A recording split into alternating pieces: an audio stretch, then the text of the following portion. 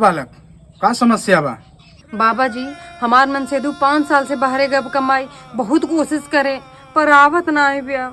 बालक, तोहार मन सेधु बम्बई गवब कमाई ने? हाँ बाबा जी, हाँ बम्बई गए हैं नो। तोहार मन सेधु 10 मिनट के अंदर बम्बई से आ जाए यहाँ गाँव में। अच्छा बाबा जी, हमारे पति का नाम है? तोहरे मन सेधु का नाम सुखदेव हवे। अरे यार, बाबा जी को तो सब पता बा। बाबा जी से यहो पूछ ले कि हमरे कई लड़कियां हैं, अगर सही बताए देहन तो हम मानब कि हाँ बाबा असली हैं, ना ही तो पखंडी हुई ही। बाबा जी, हमरे कई लड़कियां हैं?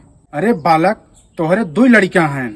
ना ना बाबा जी, तू झूठ निकल गया ई बार, हमरे एक कई लड़कियां बा। अरे बालक, तोहरे 2 लड़कियां हैं, लेकिन वहमा में से एक ही तोहरे बुढ़वा खवाई।